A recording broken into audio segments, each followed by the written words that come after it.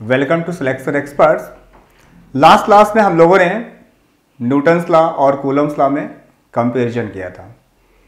क्या क्या दोनों में सिमिलरिटी है, क्या दोनों में डिसिमिलरिटी है, और ये भी डिस्कस किया था कि न्यूटन्स लॉ ऑफ ग्रेविटेशन और कूलम्स लॉ ऑफ इलेक्ट्रोस्टैटिक्स दोनों ही स्फेरिकली सिमेट्रिक ऑब्जेक्ट्स के लिए ही एप्लीकेबल हैं। तो आज के लेक्चर का हमारा जो मेन एम है वो ये है कि अगर हमारे पास कूलम्स लॉ है, मतलब फोर्स कैलकुलेट करना है, तो फोर्स एक वेक्टर क्वांटिटी है, तो इसकी डायरेक्शंस क्या क्या होगी। तो मतलब आज का लेक्चर मेन फोकस है डायरेक्शन में। बट उसके पहले हम थोड़ा एक छोटा सा टॉपिक पढ़ेंगे, इलेक्ट्रिक फील्ड, ताकि फील्ड और फोर्स दोनों की डायरेक्शन हम एक साथ डिस्कस कर सकें। ओके, सो लास्ट लेक्चर्स में हम लोगों ने पढ़ा था Coulomb's law, force between two charges F equal to 1/4 pi epsilon naught K Q not upon R square. This is force between two charges. तो मैंने ये बताया था कि अगर आपके पास एक चार्ज Q है, एक चार्ज Q नॉट है, तो जो हमारा चार्ज Q है, इस चार्ज को बोलते हैं हम लोग सोर्स चार्ज,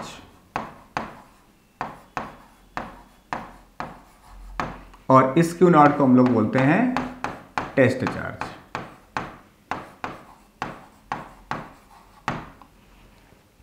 सोर्स चार्ज का काम क्या होता है? ये क्रिएट करता है फील्ड, क्रिएट्स इलेक्ट्रिक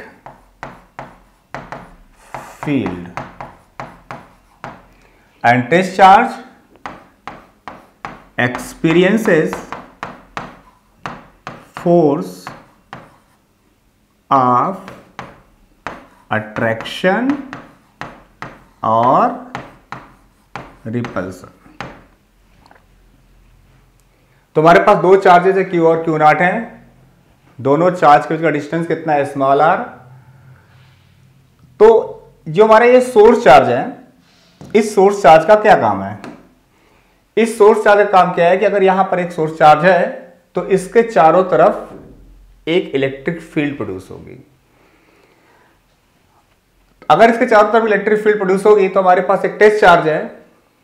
ये टेस्ट चार्ज ये बताएगा कि इस चार्ज की वजह से जो फील्ड है उसमें इसको रखते हैं तो क्या ये force of attraction repulsion feel कर रहा है कि नहीं। अगर चार्ज हमारा Q not force of attraction repulsion feel कर रहा है, इसका मतलब इस चार्ज की वजह से फील्ड यहां तक है। अगर ये force of attraction repulsion feel नहीं कर रहा है, इसका मतलब इस चार्ज की वजह से फील्ड यहां तक मौजूद नहीं है, या फिर ये चार्ज न्यूट्रल भी हो सकता है। तो इस कंसेप्ट को समझने के लिए हम थोड़ा न्यूटन्स लॉ में जा रहे हैं, सिमिलरिटी लेने के लिए, एनालॉजी लेने के लिए।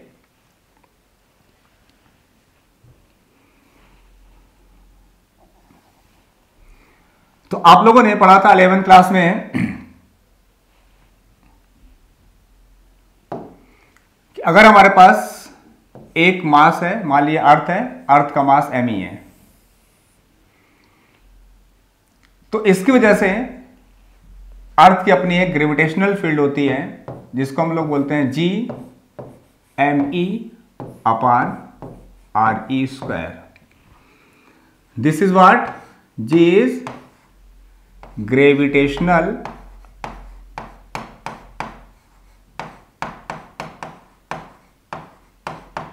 Field strength.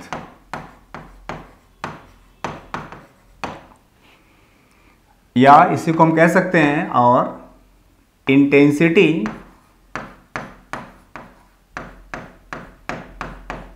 ऑफ ग्रेविटेशनल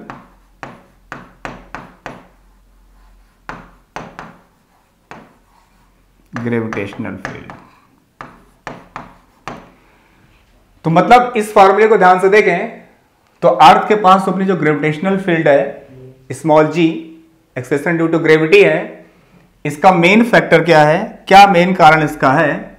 इसका जो मेन कारण है वो क्या है? मास ऑफ अर्थ है। तो means mass is the cause of gravitational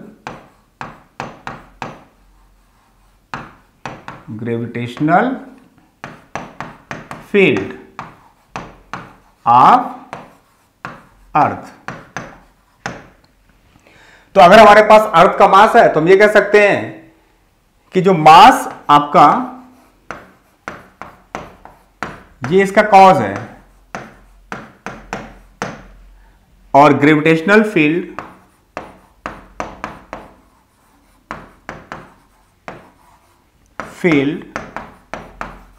इसका इफेक्ट है। तो सिंपली हम ये कह रहे हैं कि अगर अर्थ की अपनी ग्रेविटेशनल फील्ड है, अर्थ की अपनी ग्रेविटी है, तो उस अर्थ की ग्रेविटी का कारण क्या है? अर्थ का मास। Very simple thing. तो अब हम क्या करते हैं कि इस अर्थ की जो ग्रेविटेशनल फील्ड है, मान लिए यहां पर हम कोई पॉइंट लेते हैं जो अर्थ की ग्रेविटेशनल फील्ड से r डिस्टेंस पर है, और यहां पे हमने एक मास ले लिया स्मॉल m। तो अगर ये मास हमारा स्मॉल m है जो अर्थ की ग्रेविटेशनल फील्ड से r डिस्टेंस पर है सेंटर से, तो according to Newton's law of gravitation force of attraction कितना होगा? इस मास पे हम मान लेते हैं इस मास को कि ये हमारा एक टेस्ट मास है।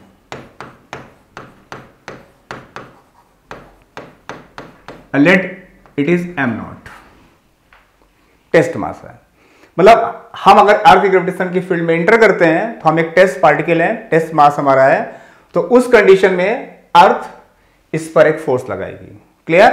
तो what is the force applied by the earth on this test mass m0? According to Newton's law, this force is F equal to G m e m0 upon r square. This is clear? तो हम यहां से यह कहना चाहते हैं कि जब कोई किसी की ग्रेविटी में इंटर करता है तो उस पर एक फोर्स लगता है। क्लियर? इसी फॉर्मूले में अगर हम बोलें कि व्हाट इज फोर्स पर यूनिट टेस्ट चार्ज या पर फोर्स पर यूनिट टेस्ट मास m0, तो अगर हम यहां से बोलें कि what is F upon m0, तो आंसर क्या होगा? G m e upon r square. तो force upon m0, this is force पर unit charge, and this is simply is what? Acceleration due to gravity. तो हमने क्या समझा यहां पे कि जो एक्सेलरेशन ड्यू टू ग्रेविटी है या अर्थ की ग्रेविटेशनल फील्ड है, उसका असली कारण उसका मास है, और फोर्स पर unit mass is known as gravitational field strength और intensity of earth gravitational field.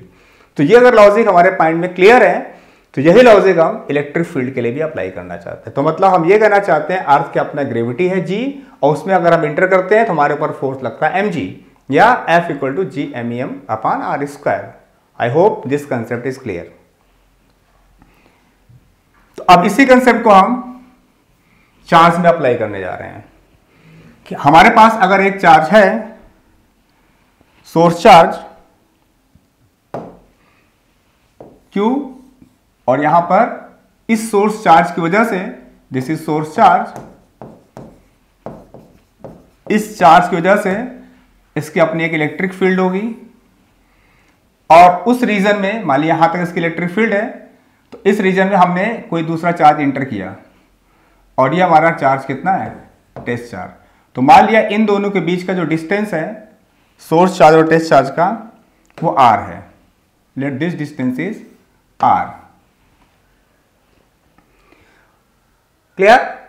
तो according to Newton's law of gravitation, sorry according to Coulomb's law of gravitation, F equal to 1 upon 4 pi epsilon naught Q not upon r square. तो हमने मान लिया कि ये जो charge है इसकी फील्ड है कुछ डिस्टेंस तक, r डिस्टेंस तक, और उसकी फील्ड में एक दूसरा चार्ज मैंने इंटर कराया क्यू नॉट टेस्ट चार्ज। तो अगर हम यहां पे फोर्स अपान टेस्ट चार्ज की बात करें तो आंसर हुआ 1/4 pi epsilon naught q upon r square. This force upon test charge equal to F upon q naught equal to 1/4 pi epsilon naught q upon r square. This term, this is force per unit test charge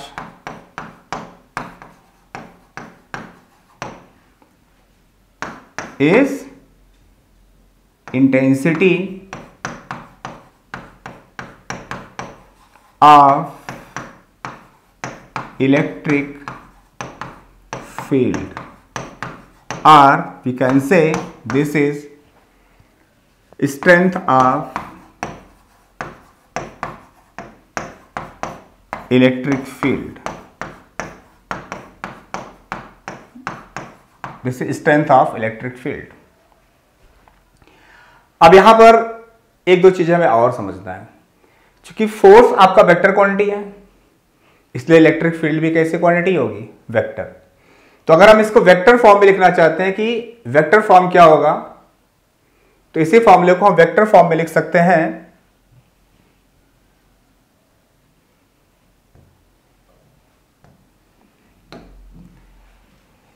E vector equal to 1/4 pi epsilon naught k q upon r square into r cap. तो this r cap is unit vector. तो direction of electric field is along the line joining the two charges, source charge and test charge. और test charge वो charge है जहां पर हमको electric field calculate करनी है। तो अब इसमें ये तो हमें समझ में आ गया कि इंटेंसिटी ऑफ इलेक्ट्रिक फील्ड कैसी क्वांटिटी है, वेक्टर क्वांटिटी है, इसकी डायरेक्शन क्या है, चार्ज के लॉन्ग ज्वाइन वाली लाइन है। इसका यूनिट क्या होगा? अगर हम इसकी यूनिट की बात करें तो फोर्स अपॉन टेस्ट चार्ज, तो इसकी यूनिट हो जाएगी न्यूटन पर कूलम। ओके, अब हमें यह समझना है कि फील्ड होता क्या है, what is field actually. Field का मतलब इफेक्ट, जैसे हमने बताया कि अर्थ ग्रेविटेशनल फील्ड जहां तक उसका इफेक्ट है, ठीक है। तो electric field means effect of charge. तो अगर हम बात करें कि इलेक्ट्रिक फील्ड का होता क्या है, तो इलेक्ट्रिक फील्ड की अगर हम बात करें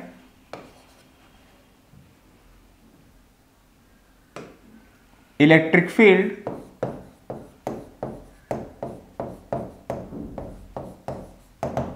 तो मैंने आपको बताया हमारा टेस्ट चार्ज और ये हमारा सोर्स चार्ज, डिस्टेंस इसकी r है। तो इस source charge, this is source charge, इस सोर्स चार्ज के चारों तरफ का रीजन जहां पर टेस्ट चार्ज हमारा फोर्स ऑफ अट्रैक्शन या रिपल्सन फील करता है, वहां तक उसकी फील्ड होती है। क्लियर? तो electric field means, I can say electric field means simply effect of charge. Okay, तो हम इसको इस तरीके से कह सकते हैं, area around a source charge Q where a test charge Q naught experiences force of attraction or repulsion। Clear? तो हम कह रहे हैं जैसे मान लीजिए हमारे पास एक टेस्ट चार्ज क्यू है, सोर्स चार्ज क्यू है, हमने टेस्ट चार्ज को यहां रखा क्यू नॉट पे, इसने इसको अट्रैक्ट किया फिर रिपल्स किया। दोनों में कुछ भी हो सकता है, ये प्लस भी हो सकता है माइनस भी हो सकता है। इसका मतलब यहां पर इसकी फील्ड है। हम यहां पर ले आए टेस्ट चार्ज को, मान लीजिए। अब यहां पर इसने ना ही अट्रैक्ट किया ना ही रिपल्स किया, इसका मतलब इस चार्ज का इफेक्ट यहां तक नहीं है। क्लियर? तो अगर ये चार्ज ना अट्रैक्ट करा ना रिपल्स का, तो एक दूसरा रीजन भी हो सकता है कि हो सकता है चार्ज न्यूट्रल रहा हो। क्लियर? तो हमें इलेक्ट्रिक फील्ड समझ में आया, इलेक्ट्रिक फील्ड डिस्टेंस समझ में आया, कूलम्ब्स लॉ समझ में आ गया। अब हमें पता है कि दोनों ही, चाहे हम इलेक्ट्रिक फील्ड की बात करें चाहे इलेक्ट्रिक फोर्स की बात करें, दोनों ही वेक्टर क्वांटिटी है। तो अब हम लोग डिस्कशन करते हैं कि इसका डायरेक्शन कैसे निकालेंगे। ठीक है?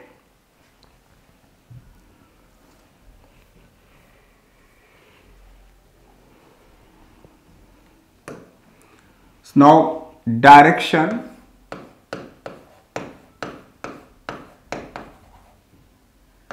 For electric field.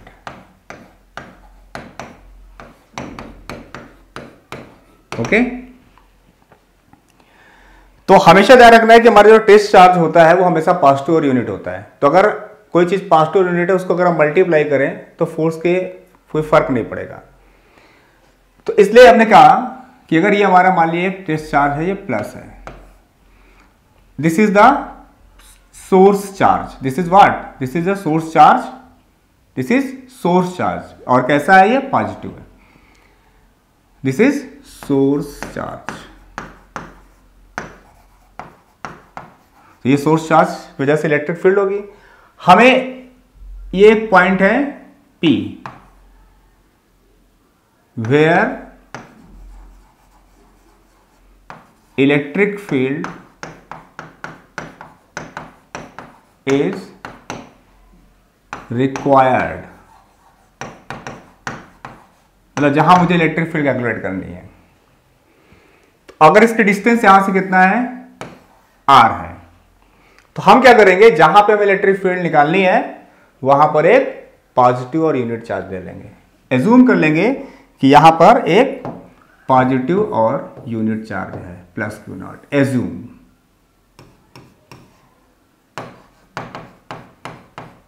Assumed. Okay, तो अगर ये प्लस चार्ज है, तो हमेशा रूल ये है कि अगर ये प्लस चार्ज है तो इसकी वजह से इलेक्ट्रिक फील्ड जो होगा हमेशा अवे होगा, आउटवर्ड होगा। तो इस केस में जो डायरेक्शन होगी इसकी, दिस इज डायरेक्टेड आउटवर्ड और away from source charge. Okay, इसी तरीके से अगर हमारा ये चार्ज माइनस क्यू होता और इससे R डिस्टेंस पर कोई हमारा पॉइंट है P, जहां पे हमको इलेक्ट्रिक फील्ड कैलकुलेट करना है, तो यहां फिर से वही हमें कंसीडर करना पड़ेगा पॉजिटिव और यूनिट चार्ज। ठीक है, तो इस कंडीशन में ये प्लस और ये माइनस है। तो हमेशा रूल क्या होता है कि अगर हमारे पास नेगेटिव चार्ज है तो हमारी जो उसकी डायरेक्शन होगी ये इधर हो जाएगी, directed towards the source charge or directed outward.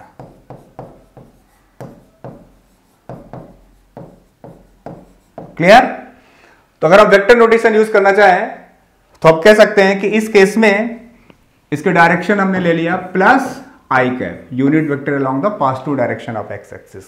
तो यहां पर क्या बोलेंगे, unit vector along the negative direction of x axis. This is clear? तो ये हमारा हुआ डायरेक्शन फॉर इलेक्ट्रिक फील्ड। इसी तरीके से अब हम फोर्स की डायरेक्शन निकालना चाहते हैं।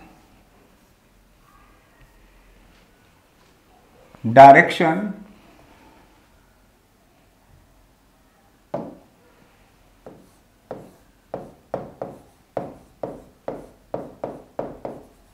For force means electric force.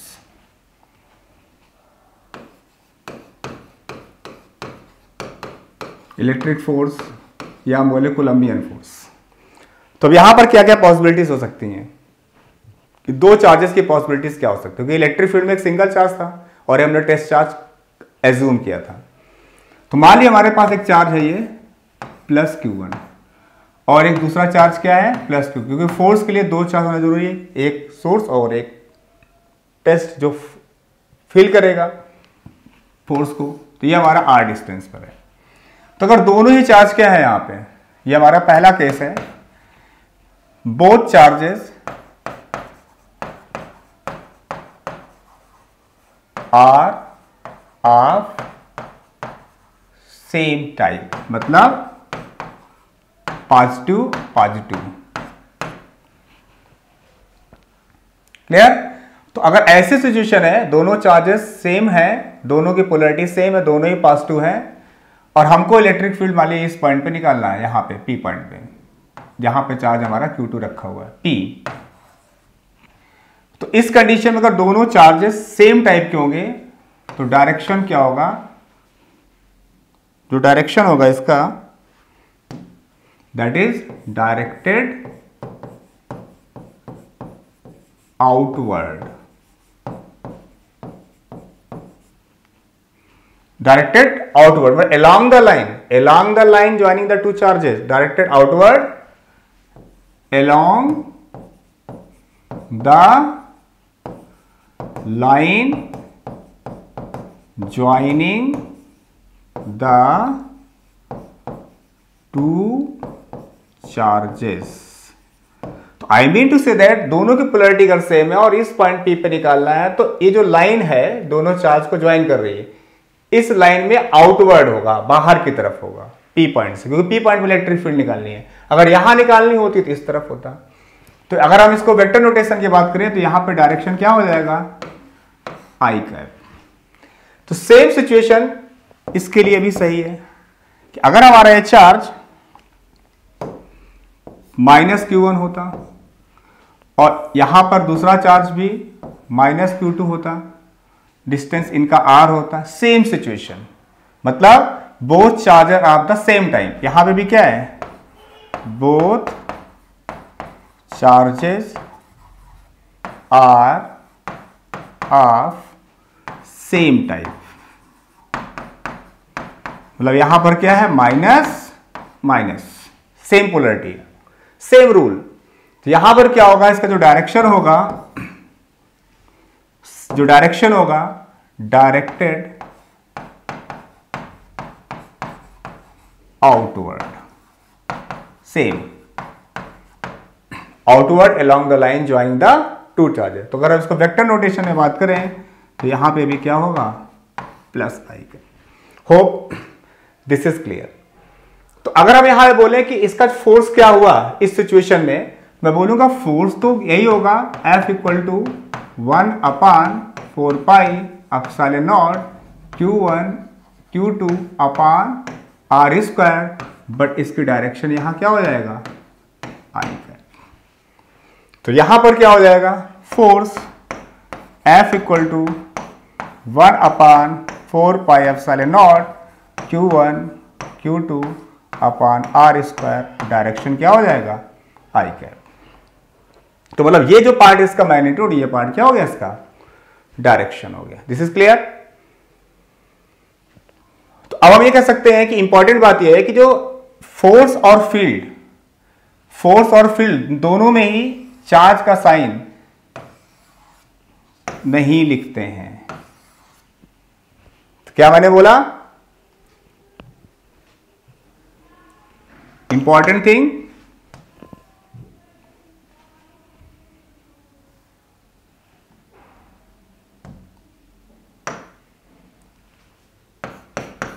it should be noted that in case of force or field, obviously electric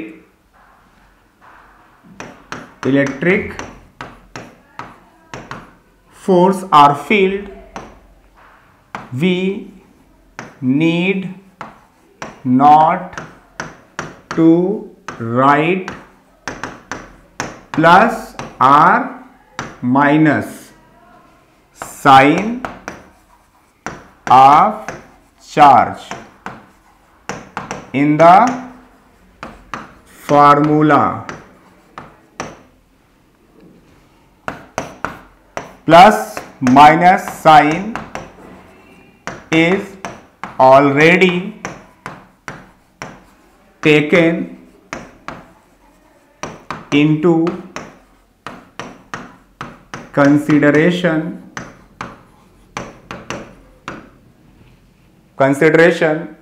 for finding out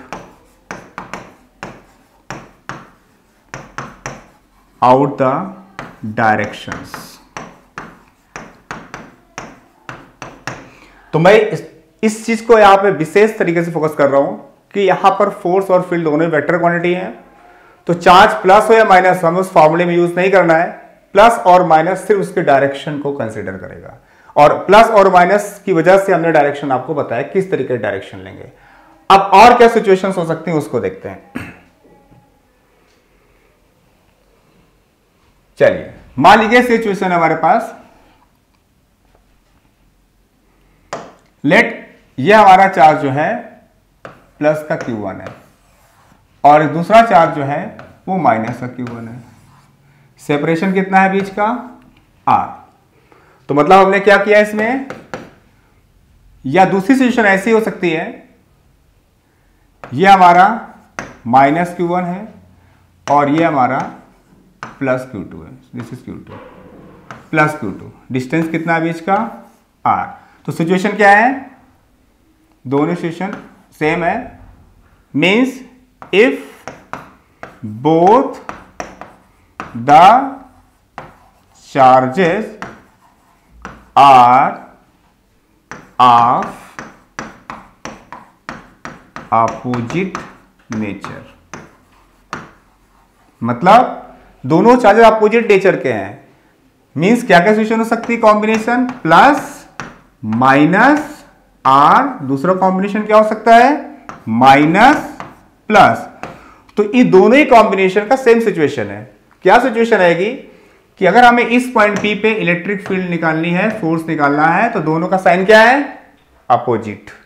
अगर दोनों का साइन अपोजिट है तो इस कंडीशन में क्या होगा, जो डायरेक्शन ऑफ फोर्स आएगी, हमेशा ध्यान रखना है इस सिचुएशन में जो डायरेक्शन ऑफ फोर्स आएगी, हम डायरेक्शन ऑफ फोर्स के बारे में बात कर रहे हैं, तो डायरेक्शन ऑफ फोर्स इस सिचुएशन में अगर दोनों का साइन अपोजिट है तो क्या होगा, इनवर्ड होगा।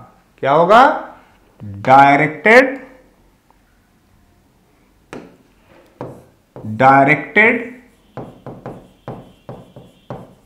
Inward along the line joining the two charges। Same situation इसके लिए भी है, कोई फर्क नहीं है, दोनों का सेम सिचुएशन है, या हो या दोनों का सेम सिचुएशन है। तो अगर वेक्टर के हिसाब से बात करें तो इसकी डायरेक्शन क्या होनी चाहिए, इनवर्ड माइनस आई का। तो अगर हम पूरा मैग्नीट्यूड लिखें तो फॉर्मूला क्या बना फोर्स का, F equal to 1/4 pi epsilon naught Q1 Q2 upon R square and direction minus i cap. देखिए यहां पे फिर से वही बार बार मैं इस बात को प्रेशर दे रहा हूं, चार्ज प्लस है या माइनस है मैं यहां नहीं लिख रहा हूं, हमेशा चार्ज को पॉजिटिव ही लिख रहा हूं, बट प्लस माइनस इसका ध्यान हमारी डायरेक्शन ने ले रखा है। तो this is the way to calculate direction of force और फील्ड। तो अगर इसी तरीके से मैं अगर बोलूं कि दो हमारे चार्जेस हैं, दो चार्जेस हमारे हैं, मान लीजिए चार्ज हमारा प्लस है,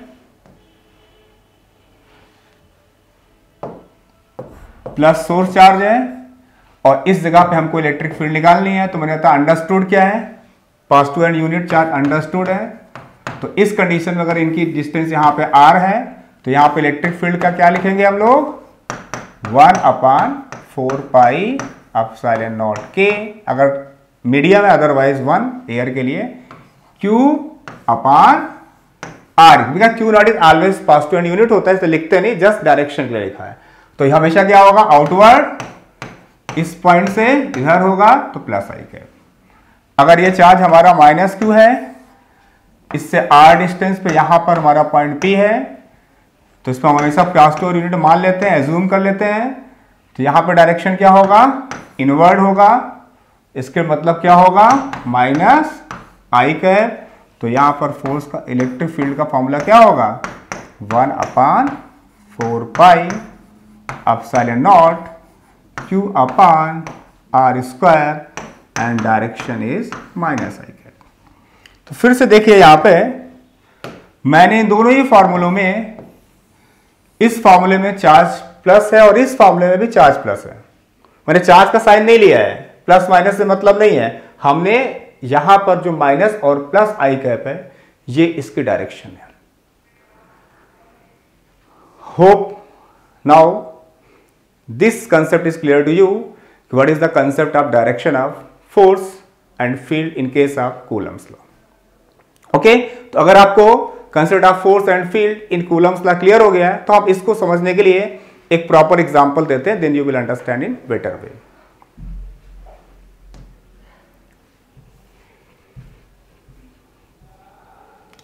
मान लीजिए हमारे पास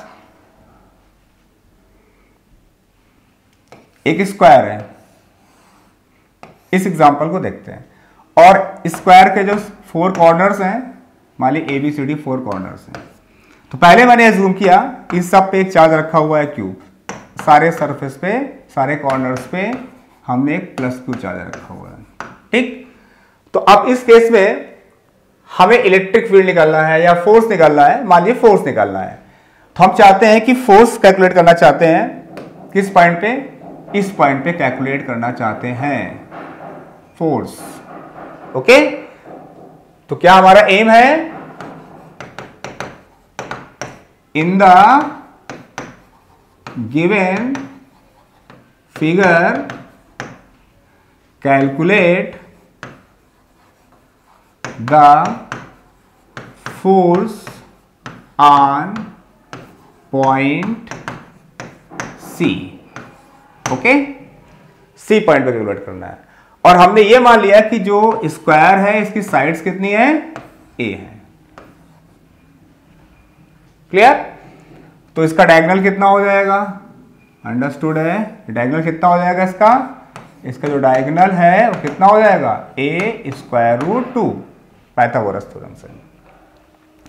अब 1/1 हम लिखना चाहते हैं कि इस पे कितना फोर्स लग रहा है, तो अब यहां पर इसका इससे लेंगे, C का जो चार्ज है D से, C और A के बीच में, फिर C और B के बीच में, क्योंकि हमारे पास एक से ज्यादा चार्जेस हैं, एक से ज्यादा फोर्सेस होंगे, फिर हमें उसको क्या करना पड़ेगा, रिजल्ट निकालना पड़ेगा। क्लियर, तो सबसे पहले हम क्या करना चाहते हैं, फोर्स ऑन पॉइंट C।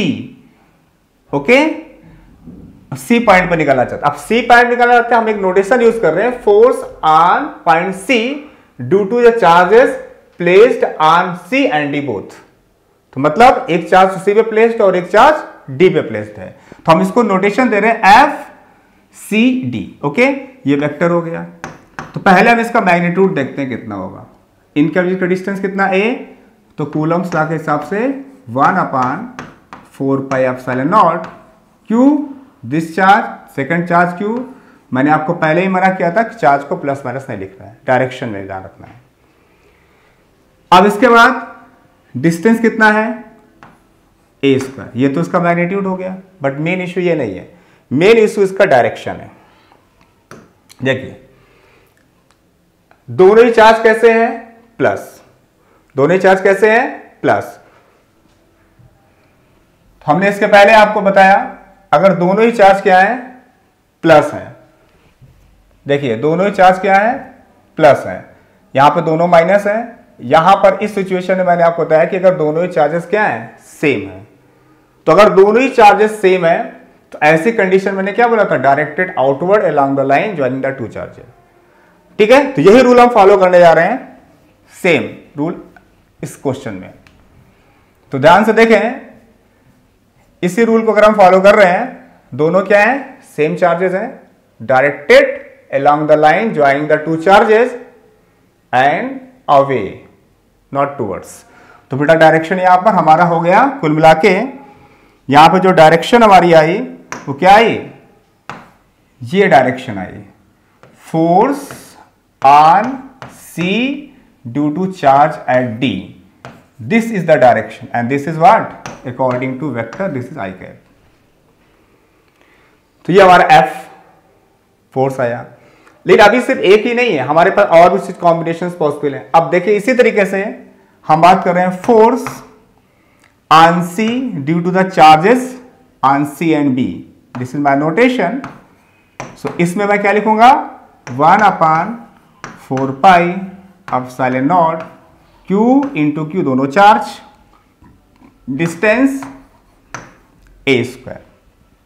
अब प्रॉब्लम क्या है, इसकी डायरेक्शन क्या होगा, सी पे निकालना है, दोनों चार्ज क्या है, positive, same type charges, directed away, this is force on C due to charges at C and B.